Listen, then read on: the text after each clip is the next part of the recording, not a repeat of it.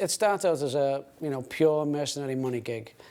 And then the change you see comes in Barney Ross's character when he comes across a woman who, and Barney can't quite figure out why she's living in this squalor and poverty and this oppressive kind of small island nation, and there's nothing in it for her. And then he finds out that the woman has soul, the woman cares about something other than herself. She has a belief in her people. And then the mission kind of changes into not so much humanitarian, but a compassionate kind of, he got the Barney Ross character he got to look into the windows of his own soul and saw that his band and his group had become a group of soulless mercenaries with with no real purpose other than, money. So that's where the mission changes from mercenary to kind of saving an oppressed nation. We wanted to make an action movie with real action guys. Guys that look like they're capable of doing what real mercenaries do. No CGI, no green screen, no muscle suits. Real action guys with weight. People that you would believe would be in that situation. But Sly really wanted to make something that he wanted to make an ensemble piece. He wanted to put the best cast of action heroes he could get, and I think he's done that with Jason Statham, who's an I don't want to say up and coming, he's an established action star. Jet Li, everyone knows, is one of the premier, Asian action guy. Then you've got a marquee cast name, Eric Roberts, Mickey Rourke. You've got exciting getting Dolph Lundgren back. They've last worked together Rocky IV 20 years ago. Dolph looks great, he's still got it. And you've got UFC fighters, Randy Couture, you've got the wrestling fighters, Steve Austin. I mean, you really couldn't assemble a better all-star action cast.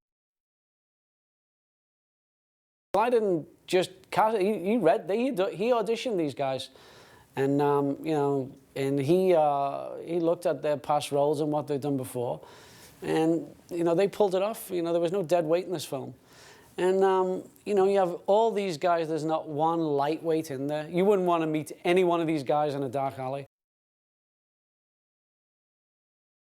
Sly's always wanted to do, he loves ensemble pieces. He's always wanted to do a Dirty Dozen type Dogs of War movie, because Sly is such a visionary. If he sees something, his creative juices start flowing, and he starts to work that and rework it. And he had his own take on that type of theme, and he must have wrote 180 drafts of this.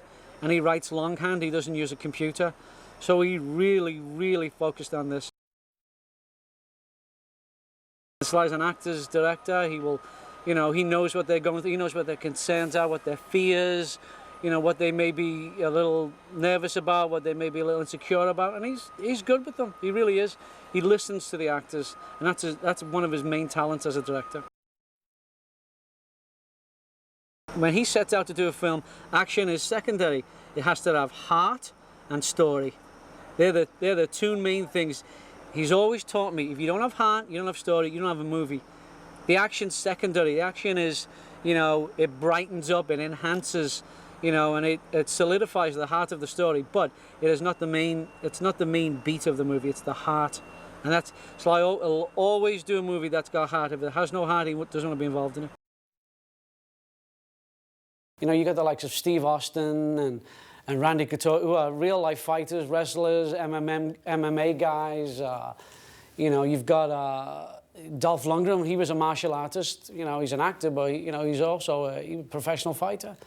So you would see. So I wanted to make a movie where the stunts are practical. You have practical effects. You don't have, green screens and blue screens and illustrators drawing up, scenarios in their offices. He wanted to shoot the way they shot in the 80s, the way action films were shot, the Sam Peckinpah days, or in the 60s and 70s.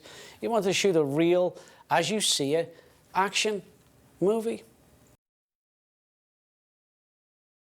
Sly is not a great fan of CGI.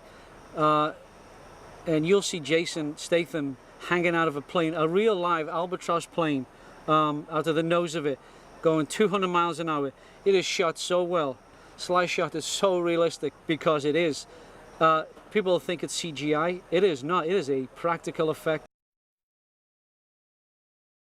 It's all practical effects. There's no CGI smoke here or CGI explosion. It is practical. We just blew a tower up. We're going to blow a helicopter up. He rigs it. He stages it. He directs the effects guy Andy Weeder to, you know, where he's going to plant the charges and how he wants it to blow and how he wants it to look. He's a stickler for that. Sly really watches every shot.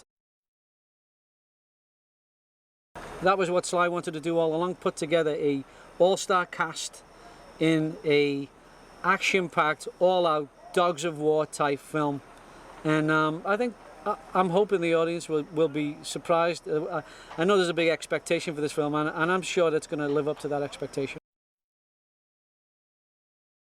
I think the uniqueness of this film is just the cast and how it was shot. Obviously, I mean, I'm very biased. I think Sly is one of the top action directors in Hollywood right now, and you know, there's very few people that shoot action like he shoots, and he's unique in that way.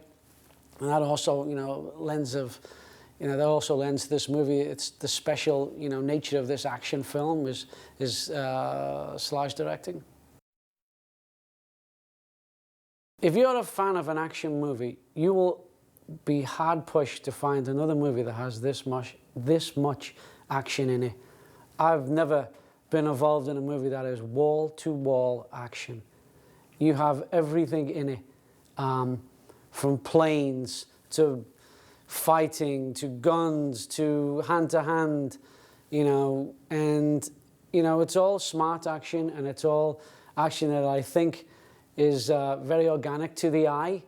You know, a lot of movies you look at and go, you know, I can see a little, you know, I can see a little screen in that, or I can see a little, you know, CGI in that. You won't find any in this, you know, for the large part. You won't find it's a smorgasbord of action.